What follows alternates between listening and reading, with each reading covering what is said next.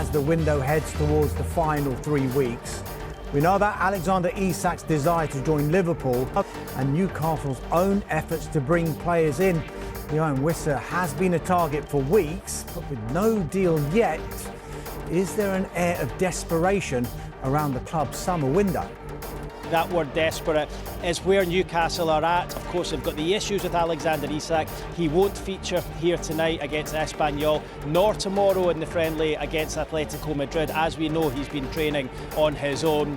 And of course, that leaves Newcastle with just one striker in their ranks, and it's young 21-year-old William Asula. So if Isak was to go, Newcastle need two, so it would be Wissa and one more. But so far, any move for Wissa has been protracted. It's been difficult for them to agree a deal with Brentford. I think one, because Brentford have lost a number of players themselves this summer already, and two, Newcastle have been unable to agree a fee.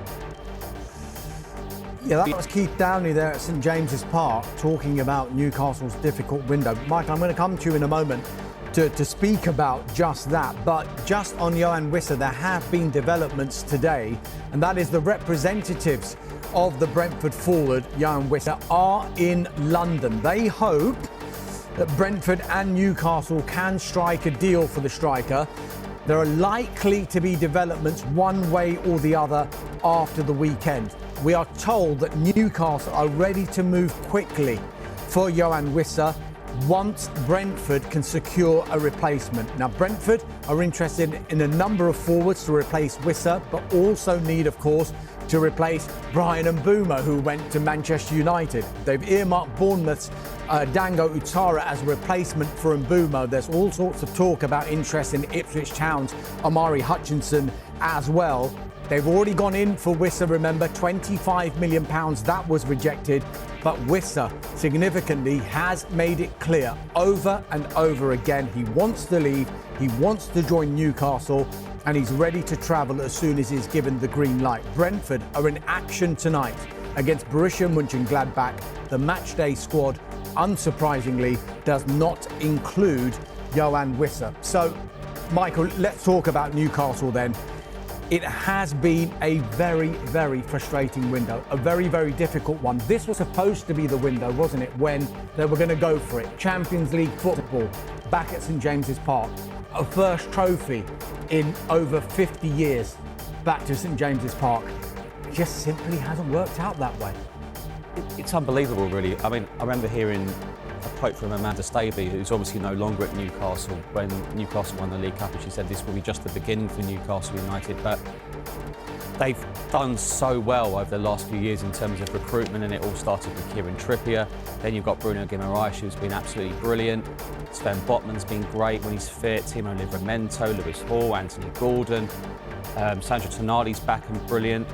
Isak's been a great signing. But then all of a sudden it's stalled this summer, and it's so incredibly hard. But, you know, obviously Eddie Howe and Newcastle are shopping in the same window as other clubs, and they've seen that, and it's been ever so frustrating. I don't think Eddie Howe could have done any more. He's such a great talker, and he's got everyone respects him, and it's just one of those. It's been incredibly frustrating. But all I can say really is the window is not over, and I'm sure Newcastle will do plenty of business.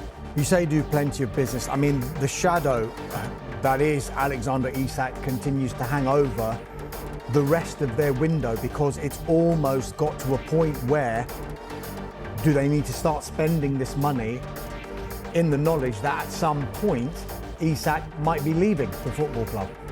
Well, I think, as Keith has been saying all week, they need players alongside Isak, and they need more. I keep going back to it. The European campaign for all these clubs, it's going to be relentless. And when Newcastle did get in the Champions League last time, their league form suffered, and that season they missed out on Europe. So it's going to be relentless for clubs like Newcastle, so they're going to need more. Vissa clearly wants to go to the football club, and then they need one more, that striker. We talk about Newcastle United shopping in the same market as some of these other big clubs.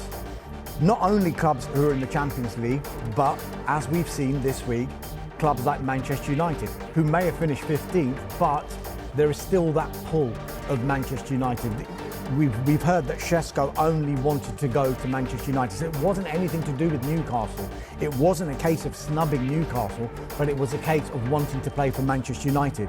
But what Newcastle have got at the moment is a bit of an uncertain structure, if you like, because no sporting director, no chief executive. How much can that add to the uncertainty, and for players who are wanting to join a club thinking, actually, is everything fine at this football club or not? But you've got to get the right sporting director as well, don't you? Because when Dan Ashworth was there, it looked like he'd signed some really good players. Then you hear about Alexander Isak maybe being unhappy last season about not getting a contract extension. And we look at the Benjamin Šeško deal. It's not just Ruben Amorim who wanted it, was it? It wasn't just Amorim. Yeah, I mean, look, everyone at Manchester United have got this structure now, which I guess that was what the cynics would point towards Manchester United in the 10 or 11, 12 years since Sir Alex Ferguson retired from the manager's post at the club, was there was no structure there. Gary Neville would consistently say there's no sporting director there. I'm sure that while Manchester United were winning all of these titles under Sir Alex Ferguson, the rest of the chasing pack were thinking, how are we going to stop them? How do we stop this? How do we start winning these trophies? So they built their structures, while United continued with, well, we just need a good manager and that should be fine. It's only now that United have got their structure, and we're starting maybe to see the fruit of that structure bear fruit, because you've got the likes, as we've been mentioning before, this entirely new front three that Manchester United have bought. They've surprised everyone with how they've approached this transfer window, and perhaps what United have done is what many people expected Newcastle to have done in this window. It could be a tough season. But I go back to it. Europe is going to really have an effect on the likes of Newcastle, the likes of Spurs, Villa in the Europa League. They all need more. It's not just Newcastle. The problem for Newcastle, I think the players they've wanted, it's all been very public because other clubs have wanted the same players this time around. But, as I say, it's not over, and I'm sure as we speak, they'll be looking for alternatives right now. They certainly will. Look, it's been a frustrating window so far for Newcastle United, as Michael has been discussing there. I guess it's been a pretty frustrating window as well for Aston Villa. But good news, a done deal.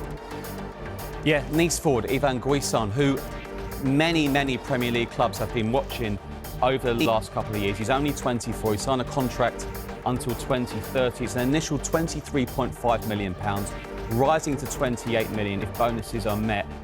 Very high